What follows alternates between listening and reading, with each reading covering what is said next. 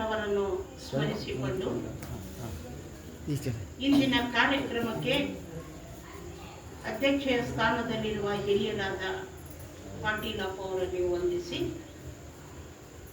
ಈ ಮನೆಯ ಇವತ್ತಿನ ಕಾರ್ಯಕ್ರಮದ ದಾಸೋಹಿಗಳಾದ ಕಿರಣಿಗೆ ಅಣ್ಣವರಲ್ಲಿ ವಂದಿಸಿ, ಕಾರ್ಯಕ್ರಮದ ಸಂಚಾಲಕರಾದ ಈರುವರು ಸಹೋದರರು ಬಸವರಾಜ್ ಧೂಳಗುಂಡಿಯವರು ಮತ್ತು ಕಲ್ಯಾಣಪ್ಪ ಅಣ್ಣವರಲ್ಲಿ ವಂದಿಸಿ, ಇಲ್ಲಿ ನಡೆದ ಎಲ್ಲ ಶರಣ ಬಾಂಧವರೇ, ನಿಮ್ಮೆಲ್ಲರಿಗೂ ನನ್ನ ಅನಂತ ಶರಣಾರ್ಥಿಗಳು.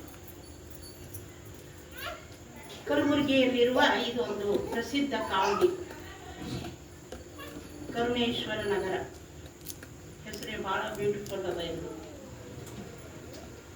ಈಶ್ವರನ ಕರುಣೆ ಇರುವ ನಗರವೇ ಕರುಣೇಶ್ವರ ನಗರ ಅಂತ ನಾನಾದರೂ ಭಾವಿಸಿದ್ದೆ.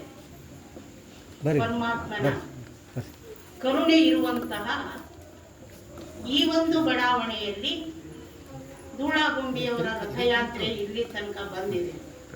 ಬಸವೇಶ್ವರ ಕಾಲನಿ ಎಂದು ಹೇಳಿಕೊಂಡು ಬಹುಶಃ ಈ ನಗರಕ್ಕೆ ಬಂದು ಇಂದು ಇಲ್ಲಿ ಅಣ್ಣವರು ಕಿರಣಿಗೆ ಅಣ್ಣವರು ಈಗಾಗಲೇ ಹೇಳಿದಂತೆ ಎಲ್ಲರೂ ದೇವ್ರು ತಿರುಗ್ಲತ್ತಾರ, ಗುಡಿ ತಿರುಗ್ಲತ್ತಾರ, ಎಲ್ಲರೂ ಎಕಡೆಕಡೆ ನಡೆದಾರ, ಇವ್ರು ಈ ಕಡೆ ಹೊಂಟಾರ. ನಿನ್ನೆ ಬೀದರ್ದಾಗ ಒಂದು ಘಟನೆ ಆಗಿದೆ. ಮೊನ್ನೆ ಹುಡುಗರು ಕೂಡಿ ಪೊಲೀಸರ ಮಗ, ಒಬ್ಬನೇ ಮಗ ಫಸ್ಟ್ ಇಯರ್ PUC, ಒಳ್ಳೆ ರ್ಯಾಂಕ್ ಸ್ಟೂಡೆಂಟ್ 10th ಎಷ್ಟು ಕನಸಿಟ್ಕೊಂಡಿರ್ಬೇಕು ಅವ್ವ ಅಪ್ಪ ಲೆಕ್ಕ ಹಾಕ್ರಿ. ಹುಡುಗರು ಕೂಡಿ ಹೋಗ್ಬೇಡ ಅಂದ್ರು ಕೂಡ ಅಲ್ಲಿ ಬೀದರ್ ಸನಿ ಯಾವುದೋ ಒಂದು ಊರಿಗೆ ಗಾಡಿ ತಗೊಂಡು ಹೋಗ್ಯಾವ. ಹುಡುಗರು ಹೋಗಿ ಬರ ಮುಂದ ಆಕ್ಸಿಡೆಂಟ್ ಆಗಿ ಸ್ಪಾಟ್ ಡೆತ್, ಖಲಾಸಿ ಆಗ್ಬಿಟ್ಟವ. ತಾಯಿ ಈಗಕ್ಕೆ 3 ದಿನ ಆಯ್ತಂತ, ಅವ್ರ ಅಕ್ಕ ನಂಬಲ್ ಅದಾರ, 3 ದಿನ ಆಯ್ತಂತಕಿ ತಾಯಿ ಆ ಹುಡುಗನ ಸಮಾಧಿ ಬಿಟ್ಟಕ್ಕೆ ಎದ್ದಿಲ್ಲ, ಅಲ್ಲೇ ಕುಂತಾಳಂತ, ಸಮಾಧಿ ಮೇಲೆ ಕುಂತಾಳಂತ. ಏನಿದೆಲ್ಲ ಅದಕ್ಕ ಇವರ ಯಾತ್ರೆ ಆ ಕಡೆ ಪ್ರಾರಂಭ ಆಗ್ಯದ. ಮನೆಗೆ ಯಾತ್ರೆಗಳು ಪ್ರಾರಂಭ ಮಾಡಿ ಮೋದಿಯವರು, ಡಾಕ್ಟರ್ ಬಸವರಾಜ ಮೋದಿಯವರು ಓಣಿಗಳಿಗೆ ಬರ್ತಾ ಇದ್ರು. ಅವರು ನಮ್ಮ ಓದುತಾಯಿ ಕಾಲನಿಯಲ್ಲಿ ಇನ್ನೂ ಅದು ವಚನೋತ್ಸವ 3 ನಡೀತಾ ಇದ್ದಾವೆ. ನಾವು ಒಂದು 40 ಜನ ಹೆಣ್ಮಕ್ಳು, ನಾವು ಪ್ರತಿ ಸೋಮವಾರ ಈ ವಚನೋತ್ಸವ ಕಾರ್ಯಕ್ರಮ ಮಾಡಿ ಆದಷ್ಟು ನಮ್ಮ ಕೈಯಿಂದ ಈ ಮಹಾನುಭಾವರು 12ನೇ ಶತಮಾನದಲ್ಲಿ ಮನುಷ್ಯ ಅಂದ್ರೆ ಏನು, ಮನುಷ್ಯನ ಲಕ್ಷಣಗಳೇನು, ಮನುಷ್ಯ ಏನ್ ಮಾಡಬೇಕಾಗಿದೆ, ಅದಕ್ಕೆ ಒಬ್ಬ ಜನಪದ ಹೆಣ್ಮಗಳು ಹಾಡ್ತಾಳೆ, ಕಲ್ಯಾಣ ಏನ್ ಕೊಡ್ತು, ಕಲ್ಯಾಣ ಏನ್ ಕೊಡ್ತು, ಬಸವಣ್ಣ ಕೊಡ್ತು. ಬಸವಣ್ಣ ಏನ್ ಕೊಟ್ರು, ಶರಣ್ರಿ ಕೊಟ್ರು. ಶರಣ್ರಿ ಏನ್ ಕೊಟ್ರು, ಅನುಭವ ಮಂಟಪ ಕೊಟ್ರು. ಅನುಭವ ಮಂಟಪ ಏನ್ ಕೊಡ್ತು, ವಚನ ಸಾಹಿತ್ಯ ಕೊಡ್ತು. ವಚನ ಸಾಹಿತ್ಯ ಏನ್ ಹೇಳ್ತದ, ನಡೆದಂಗ ನುಡಿ ಅಂತದ, ನುಡಿದಂಗ ನಡಿ ಅಂತದ. ನಡೆದಂಗ ನುಡಿದವ್ರು ಏನಾದ್ರು ಧರೆಯ ಮೇಲಿನ ದೇವರಾದ್ರು ಅಂತ PhD ಮಾಡಿ ಹೆಣ್ಮಗಳು ಬರೆದಿಲ್ಲ, ಜನಪದ ಹೆಣ್ಮಗಳು ಈ ಮಾತನ್ನ ಬರೀತಾರೆ. ನಮ್ಮಂತ ಕ್ವಾಲಿಫಿಕೇಶನ್ ಇಟ್ಕೊಂಡು ಹಣಿ ಮೇಲೆ ಹಚ್ಕೊಂಡು ಏನ್ ಬುದ್ಧಿ ಇಲ್ಲದೇನೆ ಮಾತಾಡುವಂತಹ ನಾವು ಬರೆದಿಲ್ಲ ಮಾತು. ಒಬ್ಬ ಏನು ಕಲಿಲಾರದ ಹೆಣ್ಮಗಳು ಶರಣರನ್ನ ಅರಿತಾಳೆ. ನಮ್ಮ ದೇವರು ಯಾರು ಅಂದ್ರೆ, ನಮ್ಮ ದೇವರು ಯಾರು, ಧರೆಯ ಮೇಲೆ ಆಗಿ ಹೋದಂತಹ ಈ ಬಸವಾದಿ ಪ್ರಮಥರು ಅನ್ನುವಂತ ಮಾತು. ಆ ಹಿನ್ನೆಲೆಯೊಳಗೆ ಇವತ್ತ ಯಾರು ಬರ್ಲಿ ಯಾರು ಹೋಗ್ಲಿ, ಮಂದಿ ಇರಲ್ಬೇಕ ಹೋಗಲ್ಬೇಕ, ಇವರಿಬ್ರ ಮತ್ತೆ ಅದರ ಜೊತೆಗೆ ಕಿರಣಿಗೆ ಅಣ್ಣವ್ರು ಕೂಡ ಒಂದಾಗಿ ಇದೇನು ಮಾಡ್ತಾ ಇದ್ದಾರಲ್ಲ, ನನಗನ್ನಿಸ್ತದ ಅವರಿಗಾಗಿ ಅಲ್ಲ, ಅದು ನಮಗಾಗಿ. ವಯಸ್ಸೇ ನಡೀತು, ಇನ್ನು ನಮಗವರು ಬರಲ್ದು ಅನ್ನುವಂತಹ ಕೆಲವು ಮಾತುಗಳನ್ನ ನಿಮ್ಮೊಂದಿಗೆ ಹಂಚಿಕೊಂಡು ಇವತ್ತ ಅವರು ನನಗೆ ಕೊಟ್ಟ ವಿಷಯ ಚೆನ್ನಬಸವಣ್ಣನವರು. ಇಡೀ ಅನುಭವ ಮಂಟಪದಲ್ಲಿ ಇರುವಂತಹ 770 ಅಮರಗಣಗಳು. ಅಮರಗಣ ಅಂತ ಇಡೀ ಇತಿಹಾಸ ತೆಗೆದು ನೋಡಿದಾಗ ಈ ಶಬ್ದ ಯಾರಿಗೆ ಉಪಯೋಗ ಆಗ್ಯದ ಅಂದ್ರ, ಒಂದು ದೇವರಿಗೆ ಉಪಯೋಗ ಆಗ್ಯದ. ದೇವರ ನಂತರ ಯಾರಿಗೆ ಉಪಯೋಗ ಆಗ್ಯದ ಅಂದ್ರ 12ನೇ ಶತಮಾನದಲ್ಲಿ ಕಲ್ಯಾಣದಲ್ಲಿದ್ದಂತಹ ಅನುಭವ ಮಂಟಪದಲ್ಲಿದ್ದಂತಹ ಆ 770 ಜನರಿಗೇನಾಗಿದೆ, ಶರಣರಿಗೇನಾಗಿದೆ, ಈ ಶಬ್ದ ಅನ್ವಯ ಆಗ್ತಾ ಇದೆ. ಅಮರರವರು, ದೇವರವರು. ಯಾಕೆ ದೇವರ ಆದ್ರು, ಏನೇ ಮಾಡಿದ್ರು, ಯಾಕ ಅವ್ರ ಮಾತುಗಳು ನಾವು ಇವತ್ತು ಕೇಳಬೇಕಾಗ್ಯದ, ಯಾಕೆ ಅವರ ಮಾತುಗಳನ್ನ ನಾವಿಲ್ಲಿ ನೋಡ್ಬೇಕಾಗ್ಯದ ಇವತ್ತ ಅಂತ ಕೇಳಿದ್ರೆ, ಅವರಷ್ಟೇ ಮಾಡಿ ಅವ್ರು ಹೋಗ್ಬೋದಾಗಿತ್ತು. ಆದ್ರ ಅದು ಮುಂದಿನ ಜನರಿಗೂ ಏನ್ ಮಾಡಿದ್ರು ಅಂದ್ರ ಅದನ್ನ ಪ್ರಸಾದವಾಗಿ ಕೊಟ್ಟು ಹೋಗಿದ್ದಾರೆ ವಚನ ಸಾಹಿತ್ಯದ ಮುಖಾಂತರ.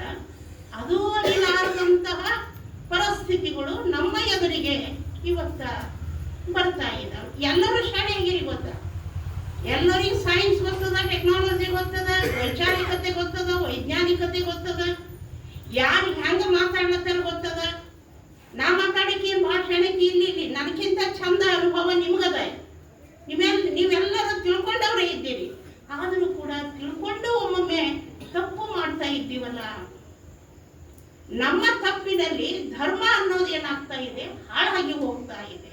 ಮತ್ತೇನಿಲ್ಲ. ಇವತ್ತ 80ನೆಯ ದೇಶದ ಸ್ವಾತಂತ್ರ್ಯೋತ್ಸವ. ಇವತ್ತ 80ನೇ ದೇಶದ ಸ್ವಾತಂತ್ರ್ಯೋತ್ಸವದ ಸಂದರ್ಭದಲ್ಲಿ ಇಡೀ ದೇಶದ ತುಂಬ ಎಲ್ಲ ಇವತ್ತು ಏನು ನಡೆದದ ಎಲ್ಲರಿಗೆಲ್ಲ ಗೊತ್ತದ. ನನಗೇನು ಮಾಡೋದದ, ನನ್ನ ಮನೆ ಬಾಗಿಲು ತನಕ ಬರ್ಲಿ ನೋಡರಿ ಅನ್ನುವಂತಹ ಮನೋಭಾವ. ಒಮ್ಮೆ DM Nanjundappa vice chancellor Gulbarga university ಬಂದಿರು. ನಾನಿನ್ನ ಸ್ಟೂಡೆಂಟ್ ಇದ್ದೆ. ಬಂದಾಗ ಅಳಕ್ ಹತ್ತಿರ ಸ್ಟೇಜ್ ಮೇಲೆ, ಯೂನಿವರ್ಸಿಟಿ ಸ್ಟೇಜ್ ಮೇಲೆ ಕಣ್ಣಾಗ ನೀರು ಬರ್ಲತ್ತರು. DM ವೈಸ್ ಚಾನ್ಸಲರ್ ಅವರು. ಯಾಕ ಅಂತ ಕೇಳಿದ್ರೆ ಅವರೇ ಹೇಳಿದ್ರು, ಇವತ್ತ ಎಜುಕೇಟೆಡ್ ಪೀಪಲ್ ಏನಿದ್ರಿ ನೀವು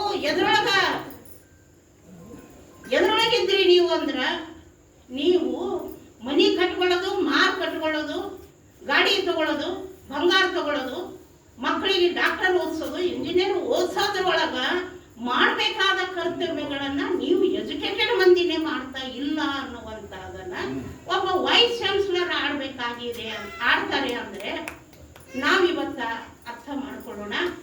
ಅವ್ರ ಮಾತು ಎಷ್ಟು ಸತ್ಯ ಅದಲ್ಲ ಸರ್ ಮಾತು ಅಂತ.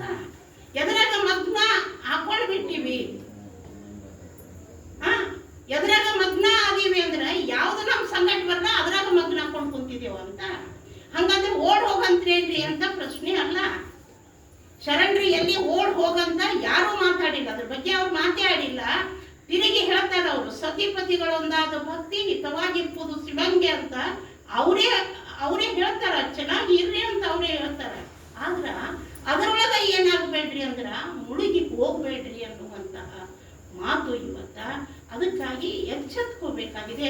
ಅದಕ್ಕೆ ಇವತ್ತ ಬಹುಶಃ ಯುವಕರು ಬಹಳ ಇಲ್ಲಿ ಚನ್ನಬಸವಣ್ಣನವ್ರ ವಿಷಯವೂ ಹೌದು, ಯುವಕರು ಈ ಕಾರ್ಯಕ್ರಮದಲ್ಲಿ ಬಹಳ ಜನ ಭಾಗಿಯಾಗಿರುವುದರಿಂದ ಇವತ್ತಿನ ಯುವ ಜನಾಂಗ ಚನ್ನಬಸವಣ್ಣನವ್ರ ಬಗ್ಗೆ ಅರಿಯುವುದು ಬಹಳ ಅವಶ್ಯಕತೆ ಇದೆ. ಯಾಕೆಂದ್ರೆ 770 ಅಮರಗಣಗಳಲ್ಲಿ ಅತ್ಯಂತ ಚಿಕ್ಕ ವಯಸ್ಸಿನವರು ಒಂದು ಅಕ್ಕ ಮಹಾದೇವಿ, ಇನ್ನೊಂದು ಚನ್ನಬಸವಣ್ಣನವರು. ಒಂದು ಅಕ್ಕ ಮಹಾದೇವಿ ಬಹಳ ಚನ್ನಬಸವಣ್ಣವ್ರಕ್ಕಿಂತ ಅಕ್ಕ ಮಹಾದೇವಿ ಇನ್ನೂ ಸಣ್ಣವರು. ಒಂದು ಚನ್ನಬಸವಣ್ಣನವರು ಸಣ್ಣವರು, ಒಂದು ಅಕ್ಕ ಮಹಾದೇವಿ ಸಣ್ಣವರು. ಆ ಅತ್ಯಂತ ಚಿಕ್ಕ ವಯಸ್ಸಿನಲ್ಲಿ ಇವರಿಬ್ಬರು ಸಾಧಿಸಿದಂತಹ ಒಂದು ಸಾಧನೆ ಇವತ್ತಿನ ಯುವಕರಿಗೆ ಅದು ಏನಾಗಬೇಕಾಗಿದೆ, ಮಾರ್ಗದರ್ಶನ ಆಗಬೇಕಾಗಿದೆ, ಆದರ್ಶ ಆಗಬೇಕಾಗಿದೆ. ಚನ್ನಬಸವಣ್ಣನವರು ತಾಯಿ ಅಕ್ಕನಾಗಮ್ಮ ಮತ್ತು ಶಿವಸ್ವಾಮಿಯವರ ಉದರದಲ್ಲಿ ಹುಟ್ಟುತ್ತಾರೆ.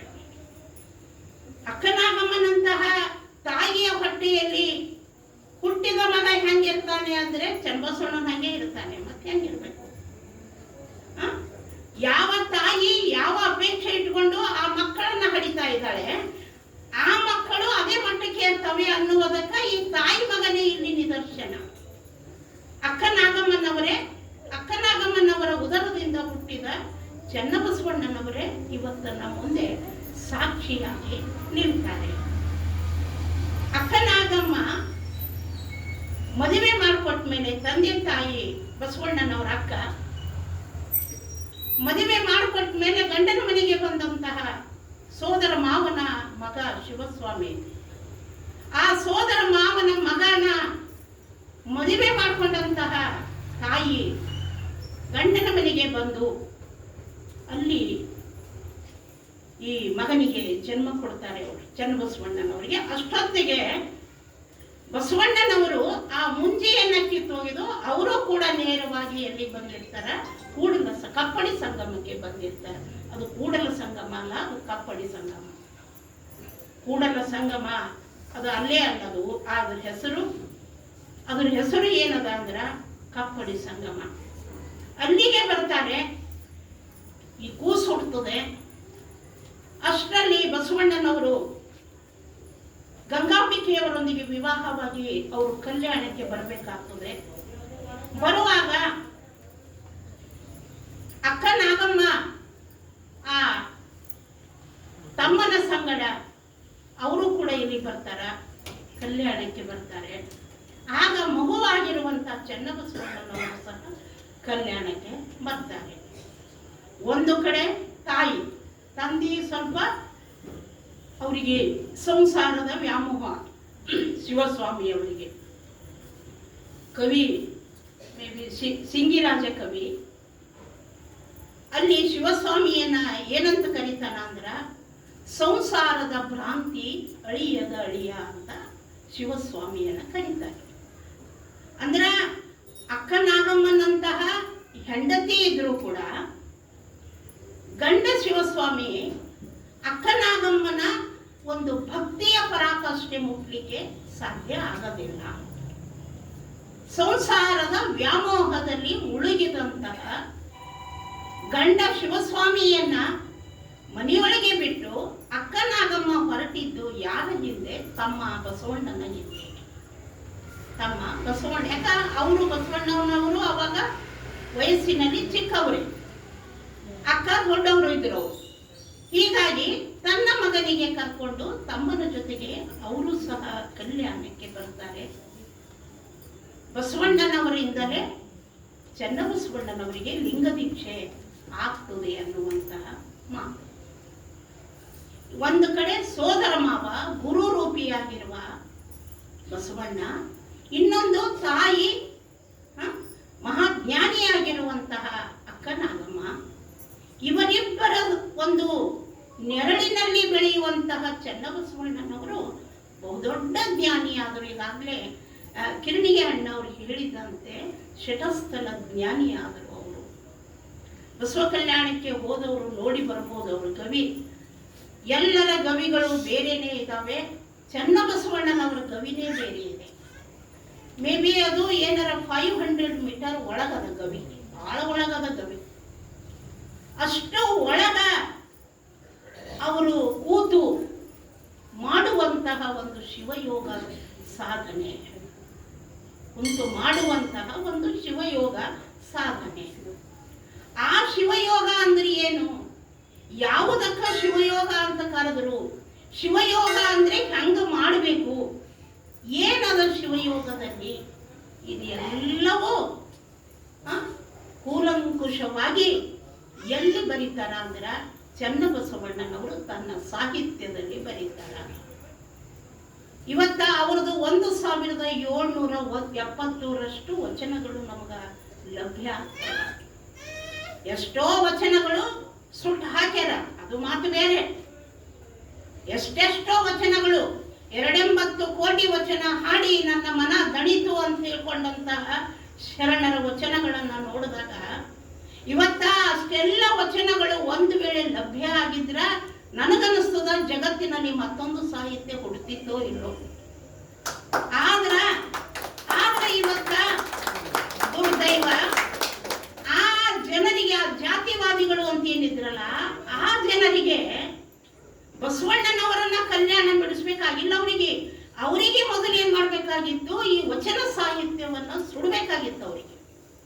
ಇದು ಸುಟ್ಯವಂದ್ರ ಮುಂದೆ ಇವ್ರ ಹೆಸರು ನಾಮನಿಶ ಆಗಿ ಉಳಿತದ. ಇವ್ರ ತತ್ವಗಳು ಏನಿದ್ದು ಅನ್ನೋದು ಮಂದಿಗೆ ಗೊತ್ತಾಗಲ್ಲ ಅನ್ನುವಂತಹ ಕಾರಣಕ್ಕಾಗಿ ವಚನ ಸಾಹಿತ್ಯವನ್ನ ಹಾಳು ಮಾಡುವ ಉದ್ದೇಶದಿಂದ ಕಲ್ಯಾಣ ಕ್ರಾಂತಿಗೆ ಬೆಂಕಿ ಇಟ್ಟು ಈ ಜಾತಿವಾದಿ ಇವತ್ತಿಗೂ ಅದ. ಇವತ್ತೇನು ಕಮ್ಮಿಲ್ಲ ಅದು ಮಂದಿ. ನಿಮ್ ಕಣ್ಣೆದ್ರೆ ಅದ. ಅದಕ್ಕೆ ನಾ ಮೊದಲೇ ಹೇಳತ್ತೀನಿ, ಎಲ್ಲಾ ನಿಮ್ ಕಣ್ಣೆದ್ರೆ ಅದ. ವಿಚಾರ ಮಾಡಿ ನೋಡ್ಬೇಕಾದದ್ದು ನಿಮ್ಮ ಧರ್ಮ ಅದ. ಈಗ ಮತ್ತೇನಿಲ್ಲ. ಒಬ್ಬ ಸ್ವಾಮಿ ಬಂದು ಒಂದು ನಮ್ನ, ಇನ್ನೊಬ್ಬ ಸ್ವಾಮಿ ಬಂದು ಇನ್ನೊಂದು ನಮ್ನ, ಮತ್ತೊಬ್ಬ ಸ್ವಾಮಿ ಬಂದು ಮತ್ತೊಂದು ನಮ್ನ ಅಂದಾಗ ನಾವ್ ಎಕಡೆ ಹೋಗರಿ ಅಂತ, ನಾವ್ ಎಕಡೆ ಹೋಗರಿ? ಯಾವ ಸ್ವಾಮಿ ಕೈ ಹಿಡಿಯರಿ? ಯಾರಿಗೆ ರಾಷ್ಟ್ರೀಯ ಒಲವು ಹೆಚ್ಚಾಗ್ಯದ ಬಸವಣ್ಣ ಬಳಸ್ಕೊಳತ್ತಾರ, ಯಾರಿಗೆ ಆ ಕುರ್ಚಿಗಳು ಅಳಿಗಾಡತ್ತವ ಬಸವಣ್ಣ ಬಳಸ್ಕೊಳತ್ತಾರ.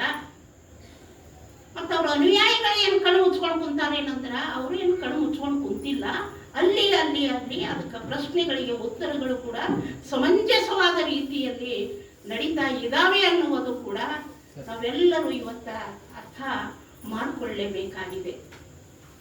ಅವತ್ತ ಅಕ್ಕನಾಗಮ್ಮ, ಫಸ್ಟ್ ಅಕ್ಕನಾಗಮ್ಮ ವಚನಗಳನ್ನ ಹರಿದ ಅರಿವಿ ಮ್ಯಾಲ ಕಟ್ಟದರು ಅಂತ. ಹರಿದ ಸೀರೆಗಳು, ಆಗಿನ ಧೋತ್ರಗಳೆಲ್ಲ ಹಳಿ ಧೋತ್ರ ಅರಿವ್ಯಾಗ ವಚನಗಳೆಲ್ಲ ಕಟ್ಟಿ ಅವರು ಎದ್ರ ಮೇಲೆ ಹಾಕಿದ್ರು ಅಂತ ನನಗೆ ಗೊತ್ತಿದ್ದ ಮಟ್ಟಿಗೆ ಕತ್ತಿಗಳ ಮೇಲೆ ಹಾಕಿದ್ರು. ಕಿತ್ತೂರು ರಾಣಿ ಚೆನ್ನಮ್ಮ ಯಾಕ್ರೆ ಆಕೆಯ ಸಂಸ್ಥಾನವನ್ನ ತನ್ನ ಅಧೀನ ಮಾಡಿಕೊಳ್ಳುವಂತ ಸಂದರ್ಭದಲ್ಲಿ ಅವತ್ತ ನನ್ನ ಸಂಸ್ಥಾನದಲ್ಲಿರುವ ಈ ಬೆಳ್ಳಿ, ಬಂಗಾರ, ವಜ್ರ, ವೈಡೂರ್ಯ ಬ್ರಿಟಿಷರ ಯುಕೆಗೆ ಹೋಗೋದು ಬೇಡ, ಲಂಡನ್ಗೆ ಹೋಗೋದು ಬೇಡ, ಎಲ್ಲರ ಉಳಿಲಿ, ಕರ್ನಾಟಕದಾಗ ಉಳಿಲಿ, ಇದು ಭಾರತ ದೇಶದ ಉಳಿಲಿ ಅಂತ ತಿಳ್ಕೊಂಡು ಕಿತ್ತೂರು ರಾಣಿ ಚೆನ್ನಮ್ಮ ಅದನ್ನ ಅರಿವಿದಾಗ ಕಟ್ಟಿ ಕತ್ತಿ ಮೇಲೆ ಹಾಕಿ ಕತ್ತಿ ಮೇಲೆ ಹಾಕಿ ಅರಿವಿ ಗಂಟು ಮಾಡಿದಂಗ ಮಾಡಿ ಕತ್ತಿ ಮೇಲೆ ಹಾಕಿ ಆ ಬೆಳಗಾವ ಆ ಸೈಡ್ ಆ ಕತ್ತಿಗಳಿಗೆ ಹೊಡೆದ್ರ ಆ ಕತ್ತಿಯನ್ನು ಮಿನಿಸ್ಟರ್ ಇದ್ದಲ್ಲ ಆ ಮನಿ ಹೆಸರು ಹಂಗೆ ಬಂದದು. ಆ ಒಂದು ಉಮೇಶ್ ಕತ್ತಿ ಅವರು, ಹೌದು, ಆ ಮನಿ ಹೆಸರು ಹಂಗೆ ಬಂದದಂತ ಸರ್. ಅದು ಒಂದು ಕತ್ತಿ ಹೋಗಿ ಅವ್ರ ಮನಿ ಮೇಲೆ ನಿಂತಿತ್ತಂತ. ಅವ್ರವ್ವ ಅಲ್ಲಿ ರೊಟ್ಟಿ ಮಾಡತ್ತೀರಂತ, ಅಲ್ಲೇ ನಿಂತಂತದು ಹೋಗೇ ಇಲ್ಲ ಅಂತ ಮುಂದಕ್ಕ. ಅವ್ರವ್ವ ರೊಟ್ಟಿ ಮಾಡೋದ್ ಬಿಟ್ಟು ಅದಕ್ಕೆ ಏನಾರ ಕುಡಾರಿ ಅಂತ ಅವ್ರ ತಾಯಿ ಬಂದಾರ. ಅಲ್ಲಿ ಬಂದಾಗ ನೋಡ್ತಾರ ಯಾಕೋ ಕತ್ತಿ ಮೇಲೆ ಭಾರ ಆಗ್ಯದ ಅಂತ ಹೇಳಿ ಆ ಗಂಟು ತೆಗೆದು ಒಂದ್ ಕಡೆ ಇಡಬೇಕು ಅಂತೇಳಿ ಅರಿವಿ ಗಂಟದ ಅಂತ ಆಕಿ ಪಾಪ ಹೊಂಡಾಳ. ಅದ್ರಾಗ ಸಿಕ್ಕಂತಹ ವಜ್ರವಲ್ಲಿಡೋದ ಇವತ್ತ ಆ ತಾಯಿ ತೆಲಿ ನೋಡಿ. ನಮ್ಮಂತವ್ರು ಭೂಮಿಯಾಗ ತುಂಬಿಟ್ಟ, ಆ ಸಣ್ಣ ರೂಮಿನಾಗ ಹಾಕದ, ನೀರಿನ ಟ್ಯಾಂಕ್ನಾಗ ಹಾಕದ. ಯಾಕ ಅನ್ಯಾಯದಿಂದ ಬಳಸಿದೇವ್, ಮತ್ತೆ ಅದು ಟ್ಯಾಂಕಿನಾಗ ಹಾಕ್ಬೇಕಾಯ್ತದ, ವಾಶ್ರೂಮ್ದಾಗ ಹಾಕ್ಬೇಕಾಯ್ತದ, ಎಲ್ಲರ ತಿರುಗ್ಬೇಕಾಯ್ತದ. ಅಂತ ಹೆಣ್ಮಕ್ಳು ನಿಮಗೆ ಮಾತ್ಕೊಂಡತ್ತೀನಿ. ಹೆಣ್ಮಕ್ಳು ಹೆಂಗಿದ್ರು ಅಂದ್ರ ಇಂಥ ಉದಾಹರಣೆಗಳು ನಿಮ್ಮ ಮುಂದೆ ಇಡ್ತಾ ಇದ್ದೀನಿ. ಅಕ್ಕನಾಗಮ್ಮ ಚೆನ್ನಮ್ಮ ರಾಣಿಯವರು ಆ ವಜ್ರ ವೈಡೂರ್ಯವನ್ನ ದನಗಳ ಕತ್ತಿಗಳ ಮೇಲೆ ಹಾಕಿ ಕೊಟ್ಟು ಕಳಿಸಿದ್ರೆ, ಇಲ್ಲಿ ಅಕ್ಕನಾಗಮ್ಮನವರು ಹರಿದ ಸೀರೆಯಲ್ಲಿ ಧೋತರದಲ್ಲಿ ವಚನಗಳನ್ನ ಕಟ್ಟಿ ಕತ್ತಿ ಮೇಲೆ ಹಾಕಿ ಕಲ್ಯಾಣದಿಂದ ಹೊರಗೆ ಓಡಿಸ್ಕೊಟ್ರಂತವು. ಎಲ್ಲರ ಹೋಗ್ಲಿ, ಎಲ್ಲರೂ ಯಾರ ನೋಡ್ಲಿ ಅಂತೇಳಿ ಹೋಗೋ ಮುಂದ. ಯಾಕಂದ್ರೆ ಕುದುರೆ ಮೇಲೆ ಏನಾರ ಹಾಕೋರು ನೋಡ್ತಾರೆ ಅಲ್ಲ, ಅವ್ರು ಕತ್ತಿ ಮೇಲೆ ಯಾರು ಹಾಕೋರು ಯಾರು ನೋಡ್ತಾರ? ಅವ್ರು ತೆರಿಗೊಂಡು ನೋಡ್ರು. ಕತ್ತಿ ಮೇಲೆ ಹಾಕ್ತಾರೆ, ಕತ್ತಿ ಮೇಲೆ ಇವು ಅರಿವಿನೇ ಇರ್ತಾವ ಅನ್ನೋದು ಎಲ್ಲರಿಗೂ ಗೊತ್ತದ. ಕತ್ತಿಗೆ ಯಾರು ಕೈ ಹಚ್ಚಲ್ಲ ಅನ್ನೋದು ಬಹುಶಃ ಅವ್ರಿಗೆ ಗೊತ್ತಿತ್ತೋ ಏನೋ ಆ ತಾಯಿಗೆ. ಹೀಗಾಗಿ ಆ ತಾಯಿ ಏನ್ ಮಾಡ್ತಾರ ಅಂದ್ರ ಆ ಕತ್ತಿಗಳನ್ನ ಹೊಡೆದೋಡಿಸಿದಾಗ ಆ ಕತ್ತಿಗಳಿಂದ ಉಳಿದ ಸಾಹಿತ್ಯ, ವಚನ ಸಾಹಿತ್ಯ ಈಟ್ರ ಉಳಿತು. ಇಲ್ಲಿ ಅಂತ ಮಹಾನುಭಾವಿಯಾಗಿರುವಂತಹ ಚನ್ನಬಸವಣ್ಣನವರು ಬರೆದದ್ದು ಇವತ್ತು ಎಷ್ಟಿತ್ತೋ ಗೊತ್ತಿಲ್ಲ. ಆದ್ರೆ ಸಿಕ್ಕ ವಚನಗಳು ಮಾತ್ರ ಎಷ್ಟು ಅಂದ್ರ 1700. ಅದರೊಂದಿಗೆ ಅವರು ಕರ್ಣಹಸಿಗೆ ಅಂತ ಬರೆದಿದ್ದಾರೆ, ಮಂತ್ರಗೋಪ್ಯ ಅಂತ ಬರೆದಿದ್ದಾರೆ. ದಯವಿಟ್ಟು ಹೆಣ್ಮಕ್ಳು, ದಯವಿಟ್ಟು ಪುಸ್ತಕಗಳು ಎಲ್ಲಾ ಕಡೆ ಲಭ್ಯ ಆಗ್ಲತ್ತವ. ಕರ್ಣಹಸಿಗೆ ಓದ್ರಿ, ನಮ್ಮ ದೇಹ ಹೆಂಗದ. ಎಳಿ ಒಬ್ಬ ಡಾಕ್ಟರ್, ಒಬ್ಬ ಸರ್ಜನ್, ಒಬ್ಬ ಸೈಕ್ಯಾಸ್ಟ್ರಿಕ್, ಒಬ್ಬ ದೊಡ್ಡ ಡಾಕ್ಟರ್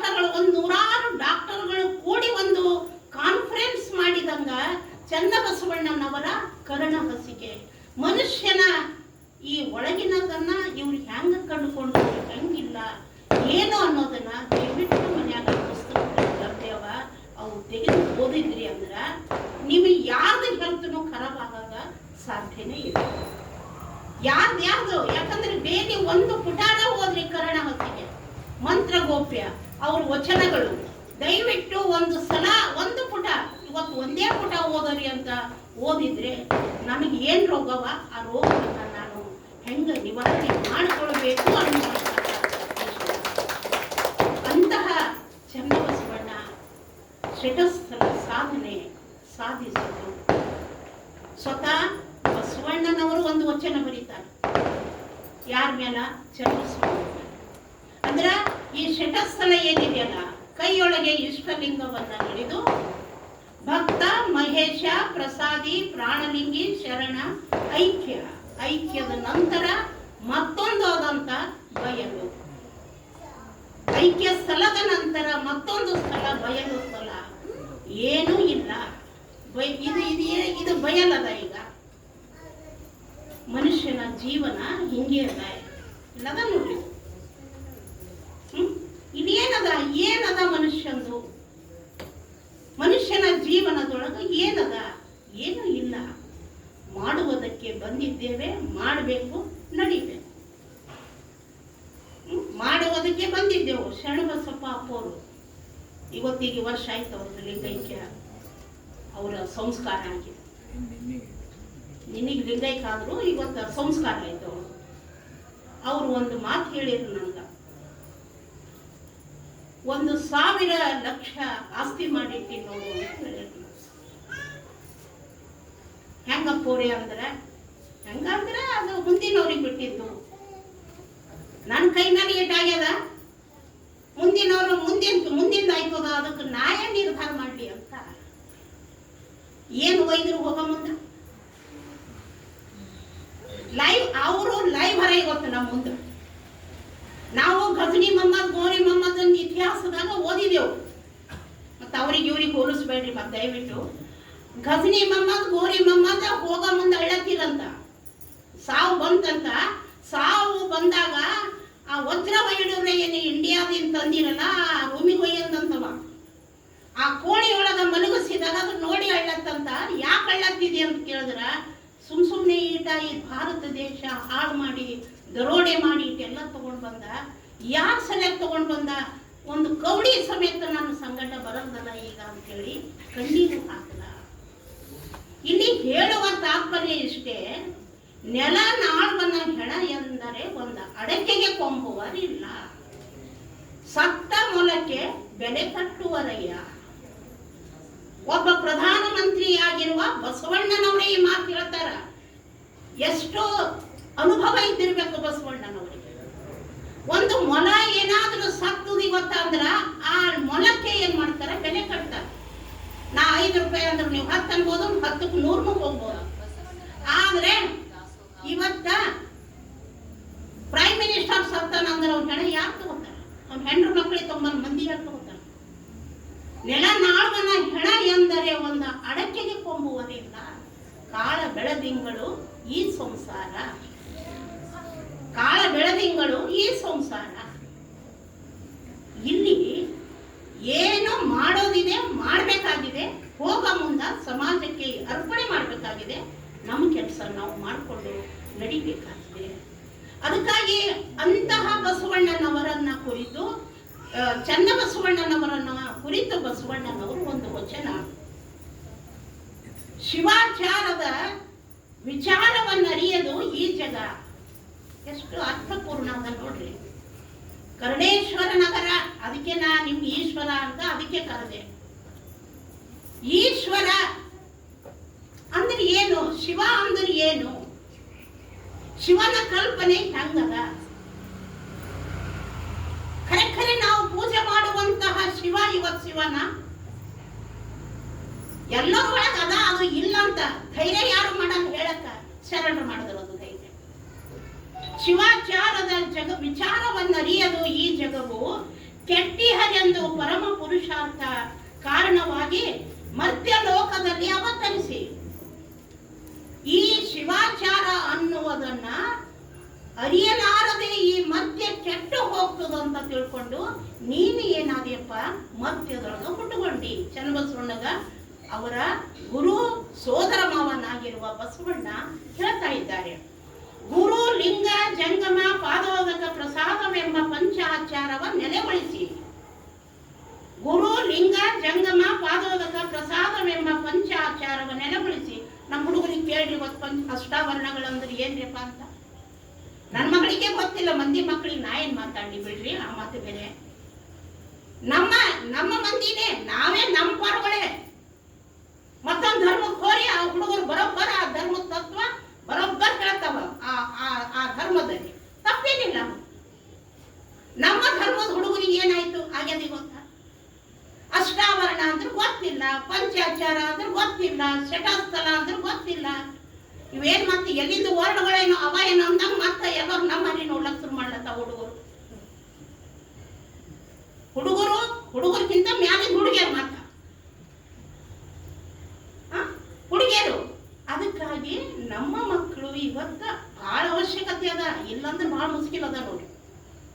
10 11 ನಾವು ಬಿ ಹೋಗ್ಬೇಕೇ ಆಯ್ತದ. ಏನಾಗಲ್ಲ, ಏನಾಗ್ಬೇಕು ಆಯ್ತು ಕಡಿ ಡಿಸಿಷನ್ ಅಲ್ಲಿ ಮ್ಯಾಲಿಂದ ಅದ. ಅದು ನಮ್ಮ ಕೈಯಾಗ ನಿಮ್ಮ ಕೈಯಾಗಿಲ್ಲ. ಆದ್ರೆ ಎಚ್ಚರಗೊಳ್ಳುವುದು ನಮ್ಮ ಕೈಯೊಳಗ.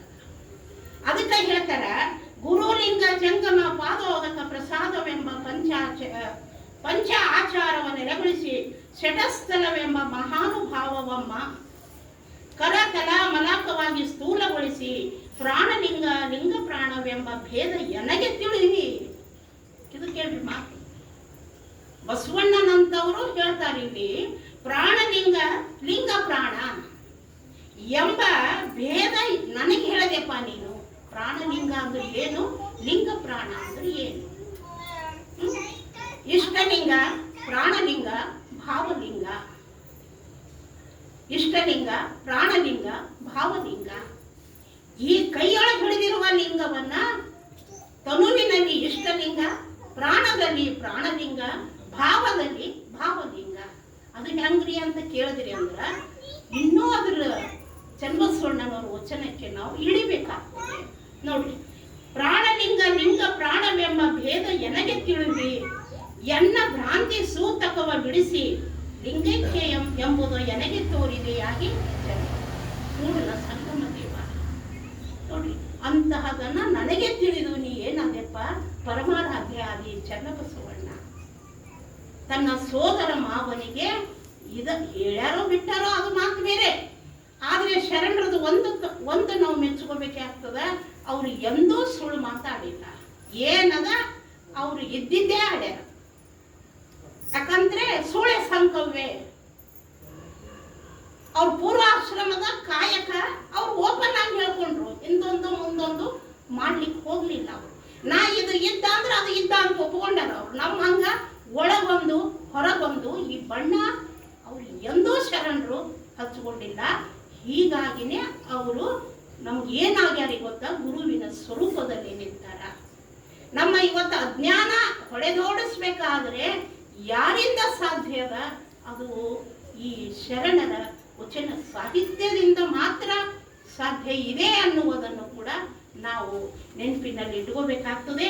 ಇಂತಹ ಚನ್ನಬಸವಣ್ಣನವರು ಬರೆದ 1-2 ವಚನಗಳು ನೋಡಿ. ಒಂದು ವಚನ, ಗುಬ್ಬಿ ಹೆರರ ಮನೆ ತನ್ನ ಮನೆ ಎಂಬಂತೆ.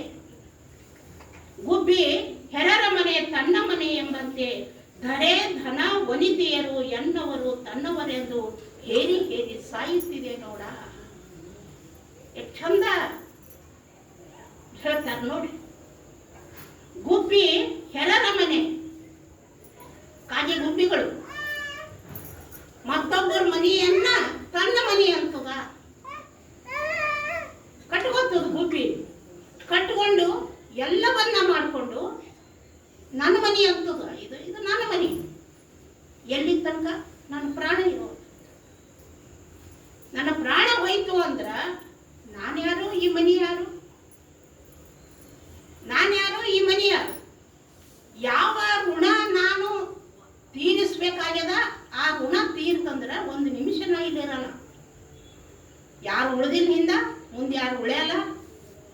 ಇದು ಸಾಧ್ಯನೂ ಇಲ್ಲದ ಮಾತುಗಳು. ಯಾಕೆ ಎಲ್ಲಿಂದ ಬಂದಿದೆಯೋ ಅಲ್ಲಿಗೆ ಹೋಗ್ಬೇಕಾಗ್ಯದ, ಪ್ರತಿಯೊಬ್ಬರು ಅಲ್ಲಿಗೆ ಹೋಗ್ಬೇಕಾಗ್ಯದ. ಅದನ್ನೇ ಶರಣರು ಐಕ್ಯ ಸ್ಥಳ ಅಂತ, ಬಯಲು ಸ್ಥಳ ಅಂತ ಹೇಳ್ತಾರೆ. ಎಲ್ಲಿಂದ ಬಂದಿರಿ? ಬಯಲಿನಿಂದ ಬಂದಿರಿ, ಬಯಲಿನಿಂದ ಹೋಗ್ರಿ ಅನ್ನುವಂತಹ ಮಾತು. ಅದಕ್ಕೆ ಧರೆ ಧನ ವನಿತೆಯರು ಇಡೀ ಲೈಫ್ ಮುಂಜಾನೆ ಚಾಲೋ ಆಯ್ತಲ್ಲ, ಮುಂಜಾನೆ ಎದ್ದು ಬೆಳಗಿನ ಇದೇ ಶುರು. ಈಗ ಒಂದ್ ತಿಂಗಳು ಶ್ರಾವಣ ಮಾಡ್ಯಾರ ಹಿರಿಯರು ಪುಣ್ಯಕ, ಒಂದ್ ತಿಂಗಳರ ಕೇಳಿಲ್ಲ ಅಂತ ಕೇಳಿ, ಒಂದ್ ತಿಂಗಳರ ಕೇಳಿ. ಯಾಕಂದ್ರ ಒಂದು ತಿಂಗಳು ಕೇಳಿದ್ದು 11 ತಿಂಗಳು ನಡೆಸ್ಕೊಂಡು ಹೋಗ್ಬೇಕಾಯ್ತದ. ಜ್ಞಾನ ಮತ್ತು ಕ್ರಿಯೆ, ವಚನ ಸಾಹಿತ್ಯದ 2 ಬೇರುಗಳವು. ಜ್ಞಾನ ಕ್ರಿಯೆ ಮೊದಲು ತಿಳ್ಕೊಂಡಿದ್ದನ್ನ ಓಟಕ್ಕೆ ಕೂಡ್ಬೇಡ.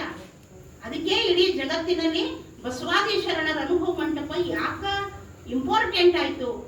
ಫಾರಿನ್ದಲ್ಲಿ ಅಥೆನ್ಸ್ ನಲ್ಲಿ ಪ್ಲೇಟ್ ಹೊಂದಿದ್ದು ಬೇಕಾದಷ್ಟಿತ್ತು, ಇದ್ದಿಲ್ಲ ಅನ್ಬೇಡ್ರಿ ನೀವು. ಜಗತ್ತಿನಲ್ಲಿ ಅನೇಕ ಮಹಾನುಭಾವರು ಅಂತಂತ ಗೋಷ್ಠಿಗಳು ಅಲ್ಲಲ್ಲಿ ನಡೆಸ್ಕೊತಾನೆ ಬಂದಿದ್ದಾರೆ.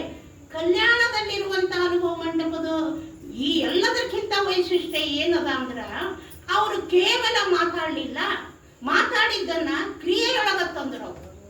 ಇದು ಬಹಳ ದೊಡ್ಡ ಮಾತದ. ಈಗ ನೀವು ಎಲ್ಲರೂ ನಾವು ಜ್ಞಾನಿಗಳ್ರಿ, ನಾವೇನು ಜ್ಞಾನಿಗಳು, ನಾವು ಕ್ರಿಯೆಯೊಳಗೆ ಇಳಿದೀವೋ ಬಿಟ್ಟಿವೋ ನಮಗ ಆತ್ಮಕ್ಕೆ ಗೊತ್ತದು, ನಿಮ್ಮ ಆತ್ಮಕ್ಕೆ ನಿಮಗೂ ಗೊತ್ತದು. ಶರಣರ ಹಂಗಲ್ಲ, ಆತ್ಮದ ಸಾಕ್ಷಿಯಾಗಿ ಕ್ರಿಯೆಯೊಳಗೆ ಇಳ್ಕೊಂಡ್ರು.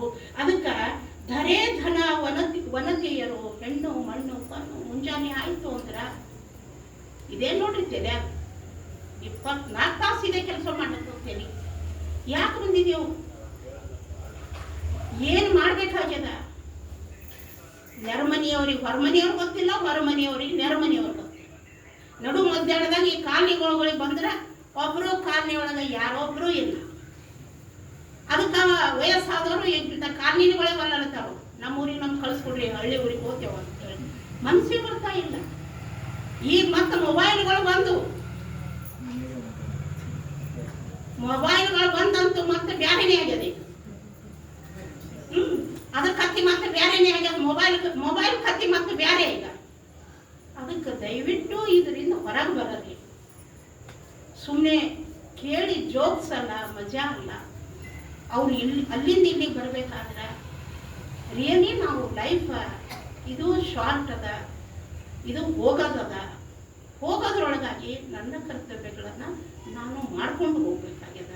ಅದಕ್ಕೆ ಹೇರಿ ಸಾಯುತ್ತಿದೆ, ಸುಮ್ಮನೆ ಸಾಯೋದು, ಬಡ್ಕೊಂಡು ಸಾಯ್ಲತ್ತದ ಅಂತಾರ. ಅಲ್ಲಮ್ಮ ಪ್ರಭುದೇವರು ಒಂದು ವಚನ, ಸಂಸಾರವೆಂಬ ಹೆಣ ಬಿದ್ದಿದೆ, ತಿನಬಂದ ನಾಯಿ ಜಗಳ ನೋಡಿದೆ. ನಾಯಿ ಜಗಳ ನೋಡಿ ಹೆಣ ಎದ್ದು ನಗುತ್ತಿದೆ, ಗುಹೇಶ್ವರ ಲಿಂಗ ಅಲ್ಲಿಲ್ಲ ಕಾಣಿದೆ. ಸುಳ್ಳದನಿ ಮಾತು. ಸಂಸಾರವೆಂಬ ಹೆಣ ಬಿದ್ದಿದೆ. ಆ ಹೆಣ ಕರೆನೇ ಹೆಣನೇ ಬಂದು ಮತ್ತ ತಿನಬಂದ ನಾಯಿ ಜಗಳ ನೋಡಿರೆ. ಸಿದ್ದೇಶ್ವರಪ್ಪ ಅವರು ಕತಿ ಹೇಳ್ತಿರೋ ನೆನಪದ ಇಲ್ಲ? ಅಪ್ಪ ಕರ್ಕೊಂಡು ಬಂದ 4 ಮಂದಿಗೆ ಹೊಲಕ್ಕ, ಇದು ಇಲ್ಲಿ ನಡೆದು ಅಲ್ಲಿ ತನ ನನ್ನ ಹೊಲ ಅದ ನೋಡ್ರಿ ಅಂತ ಹೇಳ್ದ. ಮುಂದ ಅವನ ಮಗ ಬಂದ, ಇದು ಇಲ್ಲಿ ನಡೆದು ಅಲ್ಲಿ ತನ ನನ್ನ ಹೊಲ ಅದ ಅಂದ ಮಗ. ಮುಂದ ಅವನ ಮಗ ಬಂದ ಮೊಮ್ಮಗ, ಇದು ಇಲ್ಲಿ ನಡೆದು ಅಲ್ಲಿ ತನ ನನ್ನ ಹೊಲ ಅದ. ಆ ಭೂಮಿ ಅಲ್ಲ ತಂದನ ಇದ್ದು ಯಾರ್ದು ಅಂತ ಕೇಳತ್ತಿತ್ತ. ಅವ್ರು ಹೇಳ್ತೀರಿ ನೋಡಿ, ಬಹಳ ಚಂದ ಹೇಳ್ತೀರ ಅಪ್ಪ ಅವ್ರು, ಸಿದ್ದೇಶ್ವರಪ್ಪ. ನಾ ಇದ್ದರ ಯಾರ್ದು, ನಾನ್ ನಿಂದು ಇಲ್ಲ ಯಾರ್ದು ಇಲ್ಲ, ನಾ ಪರಮಾತ್ಮಂದಿದ್ದ ಅಂತಂತದು ಭೂಮಿ. ಅದಕ್ಕಾಗಿ ಇಲ್ಲಿ ನಾಯಿ ಜಗಳ ನೋಡಿ ಹೆಣ ಎದ್ದು ನಗುತ್ತಿದೆ, ಸಂಸಾರ ನಗ್ಲತ್ತದಂತಾರವರು. ನಾವು ಮಾಡೋ ಜಗಳ ನೋಡಿ. ಅದಕ್ಕ ಮಹಾಭಾರತದಾಗ ಒಂದು ಮಾತು ಬರ್ತದ, ನುಡಿ ನೀ ಏಸ್ ಮಾತಾಡ್ತೀಯ ಆಡು, ಆದ್ರ ನಿನ್ನ ಹಣಿ ಬರ ನಗಲತ್ತದ, ಕೇಳ್ಕೊಂಡಿರು ಅಂತದಂತ ಮನುಷ್ಯ. ನೀನ್ ಆಡತ್ತಿದಲ್ಲ ಮಾತುಗಳು, ಏಸ್ ಆಡ್ತೀಯ ಆಡು ನಿನ್ ಮಾತುಗಳು. ಆ ಮಾತಿಗೆ, ನಿನ್ನ ಮಾತಿಗೆ ಯಾರು ನಗ್ಲತ್ತಾರ, ನಿನ್ನ ಹಣಿ ಬರ ನಗ್ಲತ್ತದ. ಯಾಕಂದ್ರೆ ದೊಡ್ಡ ಡೈರೆಕ್ಟರ್ ಅದು ಅದ. ನೀನು ನಾಲ್ಗೆ ಏನದ ಅಡ್ಡ ತಿಡ್ಡೆ ಎಕಡೆ ನಡೀತದ. ಅದಕ್ಕೆ ಸಂಭಾಳಿಸ್ಕೊಂಡು ಯಾವುದು ನನ್ನ ಸಂಗಡ ಮತ್ತೆ ನನಗ ಶರಣಬಸಪ್ಪ ಅಪ್ಪರೇ ನೆನಪಾಯ್ತಾರ, ಬರೀತಾರ ಅವರು ಒಂದು ಕಡೆ. ಬರುವಾಗ ಖಾಲಿ ಕೈಯಿಂದ ಬಂದಿರಬಹುದು, ಹೋಗುವಾಗ ಕೈ ತುಂಬಿಕೊಂಡು ಹೋಗ್ರಿ ಅಂತ. ಖಾಲಿ ಕೈಯಿಂದ ಹೋಗ್ಬೇಡ್ರಿ. ಏನು ಒಯ್ರಿ, ಏನಾರ ಒಳ್ಳೆಯದನ್ನ ಹಿಡ್ಕೊಂಡು ಅವನಿಗೆ ಕುಡ್ಲಕ್ ಒಯ್ರಿ, ಲೆಕ್ಕ ಕುಡ್ಲಕ್ ಅವ್ನಿಗೆ ಇದು ಮಾಡಿ ಬಂದಿದೆವು ನೋಡಪ್ಪ. ಅದಕ್ಕಾಗಿ ಅವರು ಹೇಳ್ತಾರ. ಇನ್ನೊಂದು ಒಂದು ವಚನ, ಇನ್ನೊಂದು ಕಡೆಯ ವಚನ, ಕಾಯಕ ಮಾಡ್ರಿ. ಇದು ಶರಣ ತತ್ವದ ಬೀಜದ ಮಾತು. ಕಾಯಕ ಮಾಡ್ರಿ. ನಮ್ಮಲ್ಲಿ ಒಂದು ನೌಕರಿ ಹತ್ತಸ್ತನ ಕಾಯಕ, ನೌಕರಿ ಹತ್ತಂದ ಕಾಯಕಗಳೆಲ್ಲ ಬಂದ ಮುಗಿತಲ್ಲ ಅಲ್ಲಿಗೆ. ಮುಂದೆ ಕಾಯಕ ಶುರು ಆಗ್ಬೇಕು, ಆದ್ರೆ ನಮ್ಮ ಕಾಯಕ ಅಲ್ಲಿಗೆ ಸ್ಟಾಪ್ ಆಗ್ಲತ್ತು. ಎಲ್ಲಿ ಒಂದು ಪೊಸಿಷನ್ ಬರೋ ತನಕ ನಾವು ಕೆಲಸ ಮಾಡೋದು. ಶಾಲಿ ಕಾಲೇಜುಗಳೆಲ್ಲ ಮುಚ್ಚಲತ್ತವ, ಮತ್ತೀಗ ಸರ್ಕಾರ ಯಾಕೆ ಹೆಚ್ಚಿಟ್ಕೊಳ್ಳುತ್ತದ? ಒಳಗಿನವರು ಕೆಲಸಗಳೆಲ್ಲ ಕಮ್ಮಾಗ್ಯಾವ. ಈಗ ಬಂತಲ್ಲ ನೌಕರಿ ಒಂದು ಬಂತು, ಮುಗಿದೋಯ್ತು. ಶರಣರು ಮಾಡಬೇಡ್ರಿ ಅಂತ ಅವತ್ತೇ ಹೇಳ್ಯಾರ. ಕಾಯಕ ಪ್ರತಿಯೊಬ್ಬರು ಕೆಲಸ ಮಾಡ್ರಿ. ಕೆಲಸ ಮಾಡಿದ್ರಿ ಅಂದ್ರ ಅನಾವಶ್ಯಕ ಮಾತುಗಳಿಗೆ ಫುಲ್ ಸ್ಟಾಪ್ ಕೊಡ್ತೀರಿ. ಕರೆನೋದ ನೀವು ಇವುಗಳನ್ನ ಶಾಂತಿ ಒಳಗ ತಂದೇವಂದ್ರ ನಮ್ಗೆ ತಾನಾಗಿನೇ ಏನಾಗ್ತದ ಅದು ಗೊತ್ತಾಗ್ತಾ ಹೋಗ್ತದ. ಅದಕ್ಕಾಗಿ ಕ್ರಿಯೆ ಇಲ್ಲದ ಭಕ್ತ ಮನುಜ, ಕ್ರಿಯೆ ಇಲ್ಲದ ಭಕ್ತ. ನಾ ಮಠಾಧೀಶ, ನಾ ಭಕ್ತ. ಏನು ಅವರಂತ ಶರಣರು ಏನು ಯಾ ಮಾರಿಲಿ? ಲಾಂಛನಕ್ಕೆ ಶರಣೆಂಬೆ, ಲಾಂಛನಕ್ಕೆ ಶರಣೆಂಬೆ. ಲಾಂಛನಕ್ಕೆ ತಕ್ಕ ಆಚರಣೆ ಇಲ್ಲದಿದ್ದಡೆ ಕೂಡಲ ಸಂಗಮ ದೇವ ನೀ ಸಾಕ್ಷಿಯಾಗಿ ಎಂಬೆ. ಸಾಕ್ಷಿ ಬರ್ಬೇಕು ಹೊಸ ಮಂದಿಗೆ, ಇವ್ರಿಗೆ ಮಾತಾಡೋರಿಗೆ. ಕ್ರಿಯೆ ಇಲ್ಲ, ನೀ ಯಾ ಮೂಲಿನಿಂದ ಭಕ್ತ ಅನ್ಸ್ಕೋತಿಪ್ಪ. ಇವತ್ತಿ ಹಚ್ಕೊಂಡ್ರು ಮುಗಿತಾನಿಂದು, ಕಾವಿ ಉಟ್ರು ಮುಗಿತಾನಿಂದು, ಮಠ ಕಟ್ಕೊಂಡ್ರು ಮುಗಿತಾನಿಂದು, ಗುಡಿಗೆ ನಡ್ಕೋತ್ ಹೋದ್ರು ಮುಗಿತಾನಿಂದು, ಗುಡಿ ಸುತ್ತ ಹಾಕೋರು ಮುಗಿತಾನಿಂದು, ತೆಂಗು ಹೊಡೆದ್ರು ಆಯ್ತಾನಿಂದು. ಈಗ ನೋಡ್ರಿ ಅಲ್ಲಿ ಅಪ್ಪನ ಗುಡ್ಯಾಗ ಒಂದು ನಾಗಣ್ಣದ ಲೈನ್ ಹತ್ತಿರ್ತದಲ್ಲಿ. ಇಲ್ಲಿ ನಿಂತ ಒಬ್ಬ ಹೆಣ್ಮಗಳು ಈ ಸಕ್ರಿ ತಗೊಂಡು ಅದು ಕುಡಿತ ಪತ್ರಿ, ಇಲ್ಲಿ ನಿಂತು ಪತ್ರಿ ತಗೊಂಡು ಅಂದ್ರೆ ಅಲ್ಲಿ ಮುಂದೆ ಹೋಗಿ ಅದಕ್ಕ ಹಾಕಿ ನಮಸ್ಕಾರ ಮಾಡ್ಬೇಕನ್ನೋಷ್ಟು ಆಕಿನ ಮೇಲೆ ಟೈಮ್ ಇಲ್ಲ. ಯಾಕೆ ಚಾ ಕುಡಿಯಂತೆ ಗುಡಿಗೆ ಬಂದಾಳ, ಚಾ ಬೇಕಾಗಿ ಅದಕ್ಕೆ ಈಗ ನೋಡವ್ರ ಅಲ್ಲಿ ನಿಮ್ಗೆ ಪ್ರಾಕ್ಟಿಕಲ್ ನೋಡ್ತಿರ್ರು. ಇವ್ರ ಚೆಲ್ಲಿದು ಸಕ್ರಿ ಅಲ್ಲಿಂದ ಅವು ಆಕಳುಗಳಿಗೆ ತಿಂಬಾಕಿ. ಮನ್ಯಾಗ ಕೂಸುಗಳಿಗೆ ಸಕ್ರಿ ಇಲ್ಲದೇನೆ ಸಕ್ರಿ ತಗೊಂಡು ಬಂದು ಇಲ್ಲಿ ನಿಂತು ಆ ಗುಡಿ ಕುಡಿಯೋದ್ರಿಂದ ಏನು ಹಿಂಗ್ಯಾಕ ಅಂತಾರ ಶರಣರು. ಹಿಂಗ್ಯಾಕ ಮಾಡತ್ತೀರಿ? ತಿಳಿದು ಮಾಡ್ಲಿಲ್ಲ. ಉಂಬ ಜಂಗಮ ಬಂದರೆ ನಡಿ ಎಂಬೂರಿ, ಉಣ್ಣದ ಲಿಂಗಕ್ಕೆ ಬೋನವ ಹಿಡಿ ಎಂಬೀರಿ. ಎಷ್ಟು ಒಂದು ಕನ್ನಡಿ ಇಟ್ಟಂಗೆ ಇರ್ತಾರ ನೋಡ್ರಿ ನಮ್ಮ ಮುಂದೆ. ಅವು ಏನು ಬಹಳ ಬೇಕಾಗಿಲ್ಲ. ಇಲ್ಲಿ ನಿಂತು ಅಲ್ಲಿ ಲಿಂಗಕ್ಕ ಪತ್ರಿ ಒಗೆಯೋದರಿಂದ ಏನ ಪತ್ರಿ ಯಾರಪ್ಪಂದ ಅವ ಕೊಟ್ಟನಂತ ಪತ್ರಿ ಬಂತು, ಹೂವ ಒಬ್ಬ ಹೆಣ್ಮಕ್ಳು ಹಾಕ್ತಾಳ. ನಿನಗೆ ಏನ್ ತರ್ಲಿ, ನಾನು ನಿನ್ನ ಗುಡಿಗೆ ನಾ ಏನ್ ತಗೊಂಡ್ ಬರ್ಲಿ? ನೀರ್ ತರ್ಬೇಕಂದ್ರ ಅವು ಎಂಜಲ್ ಮಾಡ್ಯಾವ ಮೀನ ಮೊಸಳಿ. ಹೂವ ತರ್ಬೇಕು ಅಂದ್ರ ಅವು ಎಂಜಲ್ ಮಾಡ್ಯಾವ. ಹಾಲು ತರ್ಬೇಕಂದ್ರ ಕರು ಎಂಜಲ್ ಮಾಡ್ಯದ. ಮತ್ತೆ ಎಂಜಲ್ ತಗೊಂಡ್ ನಿನ್ ಗುಡಿಗೆ ಏನ್ ಬರ್ಲಿ ಅಂತ ಕೇಳ್ತಾಳ ಒಬ್ಬ ಹೆಣ್ಮಗಳು, ಸಾದಾ ಹೆಣ್ಮಕ್ಳ್ರಿ. ಹೂ ಎಂಜಲ್ ಆಗ್ಯಾವ ಅಂತ ಹೇಳಿ ಹಾಡ್ತಾರ ನೋಡ್ರಿ.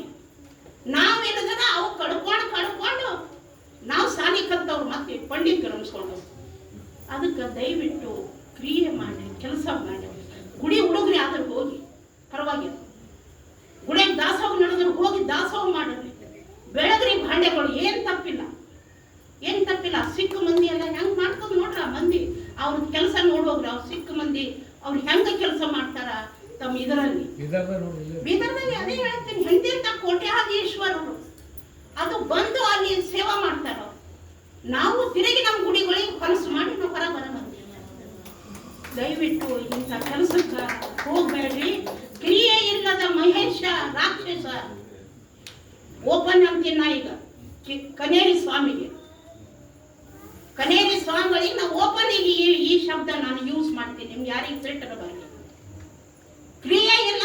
ಬಗಸಿ ಇಲ್ಲ, ಸೋಮನೆ ಯಾರಿಗಾರ ಏನಾರ ಒಂದು ಅನ್ನೋದು, ಯಾರಿಗಾರ ಏನಾರ ಬೈಯೋದು. ಅರೆ ಬಸವಣ್ಣಗೆ ಬೈಬೇಕಾದ್ರ ನೀವು ಒಳಗೆ ಎಷ್ಟು ರಾಕ್ಷಸಿ ಪ್ರವೃತ್ತಿ ಹೆಚ್ಚಾಗಿರ್ತವ. ಅಂತ ಮನುಷ್ಯಗಳು ಬೈತೀರಿ ನೀವು. ಅಂತ ವ್ಯಕ್ತಿಗೆ ನೀವು ಬೈಲತ್ತೀರಂದ್ರೆ ನಿಮಗೇನ್ ಅನ್ಬೇಕು? ನಿಮಗೇನ್ ಮಾಡ್ಬೇಕು ಈಗ? ನಾವು ಹೇಳಿ, ನಿಮ್ಗೆಲ್ಲ ನಾವು ಏನ್ ಮಾಡ್ಬೇಕೀಗ? ಅಂತ ಮಹಾತ್ಮನಿಗೆ ಇವತ್ತ ಬಾಯಿ ಬಂದಾಗ ಈ ಸ್ವಾಮಿಗಳು ಮಾತಾಡ್ಲತ್ತಾರೆ. ಇವತ್ತ ಏನು ಎದ್ರದ್ದು ಅಂದ್ರೆ ಈಗ ಕಲಿಯುಗ ಮುಗಿಲಕ್ಕೆ ಬಂದವ. ಮನೊಬ್ಬ ಹೇಳತ್ತಿ ನಮ್ಮ ಕಾಲೇಜ್ದಾಗ, ಮೇಡಮ್ ಸತ್ಯಯುಗ ಬರ್ತದಂತ 2030 ಅಂತ. ಅದ್ರದ್ದು ಕ್ಯಾರೆಕ್ಟರ್ಸ್ ಏನವಪ್ಪ ಅಂತ ನಾ ಕೇಳಿದೆ. ನಂಗೆ ಗೊತ್ತಿಲ್ರಿ 30ಕ್ಕೆ ಬರ್ತದಂತ ನೋಡ್ರಿ ಅಂತ ಹೇಳ್ದವ. ಸತ್ಯಯುಗದ ಲಕ್ಷಣಗಳು ಏನವ ಬಂದಾಗ ನೋಡಂಗ್ ತಗೋ. ಹೆಂಗಾರ ಉಳಿದೇವಂದ್ರು ನೋಡಂಗ್ ತಗೋರು. ಶಾಂತಲಿಂಗ ಸುಮ್ಮನೆ ಯಾಕೆ ಹಚ್ಚಿದೆಯಾ ಅದು ಅಂದ್ರೆ, ರಾಕ್ಷಸರು ನೀವೆಲ್ಲ. ಕೆಲಸ ಇಲ್ಲ, ಬಗಸಿ ಇಲ್ಲ, ಸುಮ್ಮನೆ ಮಂದಿ ಕಟ್ಕೊಂಬೋದು, ಹೈ ಅಂತ ಹೋಗೋದು. ನನ್ನ ಭಾಷಣ ನನಗೆ ಇವತ್ತು ನಿಮ್ಮ ಮುಂದೆ ಮಾತಾಡ್ಬೇಕಾದ್ರೆ ನಂಗೆ ಸಂತೋಷ ಆಗ್ತದೆ. ಯಾಕಂದ್ರೆ ಎಲ್ಲರೂ ಒಂದೇ ವಿಚಾರದವ್ರು ಇದ್ದೇವೆ, ಒಂದೇ ವಿಚಾರದವ್ರು ಇದ್ದೇವೆ, ಒಂದೇ ಆಚಾರದವ್ರು ಇದ್ದೇವೆ. ನಮ್ಮಿಂದ ಸಮಾಜಕರ ಹಾನಿ ಇಲ್ಲ. ನಾವು ಸಮಾಜಕ್ಕೆ ಹಾನಿ ಮಾಡೋ ಮಂದಿ ಅಂತೂ ಅಲ್ಲ ನಾವು. ಅದಕ್ಕೆ ಕ್ರಿಯೆ ಇಲ್ಲದ ಈ ರಾಕ್ಷಸರು ಮಹೇಶ ಅಂತ ಏನು ಅನ್ಸ್ಕೋತೀರಿ, ಕಾವಿ ಬಟ್ಟಿ ಹಾಕೊಂಡು ಏನು ಬಂತೀರಿ ನೀವು ರಾಕ್ಷಸರು. ಕ್ರಿಯೆ ಇಲ್ಲದ ಪ್ರಾಣಲಿಂಗಿ ಭವಿ, ಕ್ರಿಯೆ ಇಲ್ಲದ ಶರಣ ಅಜ್ಞಾನಿ, ಕ್ರಿಯೆ ಇಲ್ಲದ ಲಿಂಗೈಕ್ಯ ಜನನಕ್ಕೆ ಹೊರಗು ನೋಡ ಕೂಡಲ ಚನ್ನ ಸಂಗಮ ದೇವ. ಕಾಯಕ ಮಾಡಿ ಮೊದಲ ಎಲ್ಲ ಬಿಡ್ರಿ, ಕೆಲಸ ಮಾಡ್ರಿ. ಕೆಲಸ ಮಾಡೋದು ಬಿಟ್ಟು ಮನ್ಯಾಗ ದಂಧ್ಯಾಗ ಹಚ್ಚಿ ಮೊಬೈಲ್ ನೋಡ್ಕೊತ ಕೂಡ್ರಿ. ಆ ಹಿನ್ನೆಲೆ ಒಳಗ ಇವರು ಹೇಳ್ತಾ, ಭಕ್ತರು ಆದಷ್ಟು ಶಾಂತನಾಗಿರಬೇಕು, ತನ್ನ ಕುರಿತು ಕಾವಿನಲ್ಲಿ ಸತ್ಯವಾಗಿರಬೇಕು, ಭೂತಹಿತ ವಚನವ ನುಡಿಯಬೇಕು, ಗುರುಲಿಂಗ ಜಂಗಮರಲ್ಲಿ ನಿಂದೆ ಇಲ್ಲದಿರಬೇಕು, ಸಕಲ ಪ್ರಾಣಿಗಳಲ್ಲಿ ತನ್ನಂತೆ ಭಾವಿಸಬೇಕು, ತನುಮನ ಧನ ಗುರುಲಿಂಗ ಜಂಗಮರಿಗೆ ಅರ್ಪಿಸಬೇಕು. ಮತ್ತೆ ಗುರುಲಿಂಗ ಈ ಶರಣರಿಗೆ ಹೇಳಿನೇ ತಪ್ಪು ಮಾಡ್ಯಾರೇನೋ ಗೊತ್ತಿಲ್ಲ.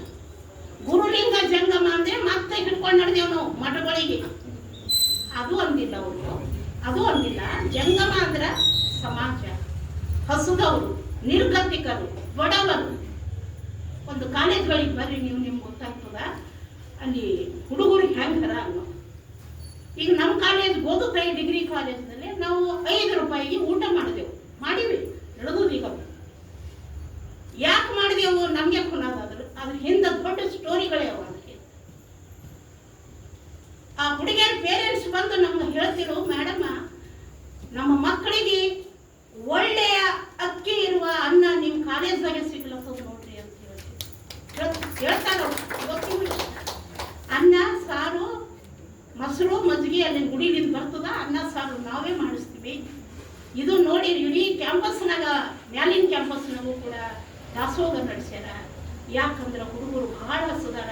50% ಹುಡುಗರು ಹಸು ಹುಡುಗರೇ ಬರ್ತಾವ ಸಾಲಿಗೆ, ಹಸು ಹುಡುಗರೇ ಸಾಲಿಗೆ ಬರ್ತಾರ. ಅಂತ ಹುಡುಗರು ನಮ್ಗೆ ಜಂಗಮರಿಗ, ಅಂತ ಹುಡುಗರು ನಮ್ಗೀಗ ಲಿಂಗ ಆಗ್ಬೇಕಾಗ್ಯದ. ಅದಕ್ಕೆ ಅವ್ರಿಗೆ ಏನು ಕೊಡ್ರಿ ಅಂತಾಗ ಶರಣರು ಚನ್ನಬಸವಣ್ಣನವರು ತನುಮನ ಧನವನ್ನ ಅರ್ಪಣೆ ಮಾಡ್ರಿ. ಅದಕ್ಕಾಗಿ ಬಾಂಧವರೇ, ಇವತ್ತ ಇಂತಹ ಅದರಾಗ ಚನ್ನಬಸವಣ್ಣನವರು ಮಹಾನ್ ತತ್ವಜ್ಞಾನಿ. ಅಂತ ತತ್ವಜ್ಞಾನಿಯ ಬಗ್ಗೆ ಮಾತಾಡೋದು ಅದು ಒಂದು ದೊಡ್ಡ ಪ್ರವಚನದ ವಿಷಯನೇ ಆಗ್ತದದು. ಅಂತಹ ಶರಣರ ಕೆಲವು ವಿಚಾರಗಳನ್ನ ಹೇಳಿಕೊಳ್ಳುವುದಕ್ಕೆ ನಮ್ಮ ವಚನೋತ್ಸವ, ಕಲಬುರಗಿಯ ವಚನೋತ್ಸವ ಸಮಿತಿಯವರು ಅವಕಾಶ ಮಾಡಿದ್ರು. ಕಿರಣಿಗೆಯವರು, ನಮಗೇನದು ಹೊರಗಿನ ಮನೆಯಲ್ಲ ಕಿರಣಿಗೆ, ಇಲ್ಲಿ ಬರೋಣ ಗೊತ್ತಾಯಿತು ನಮ್ಮ ಬೀಗರ ಮನೆಯೇ ಅದ ಇದು ಅಂತ. ಇವ್ರ ಮಗಳಿಗೆ ನಮ್ಮ ಬಳಗಕ್ಕೆ ಕೊಟ್ಟಾರ. ಅದಕ್ಕಾಗಿ ಇಂತಹ ಮನೆಯಲ್ಲಿ ಈ ಕಾರ್ಯಕ್ರಮ ನಡೆಸಿಕೊಂಡು ಹೋಗಲು ಅವಕಾಶ ಮಾಡಿಕೊಟ್ಟಿದ್ದಕ್ಕಾಗಿ ಅವರಿಗೆಲ್ಲರಿಗೂ ತಮ್ಮ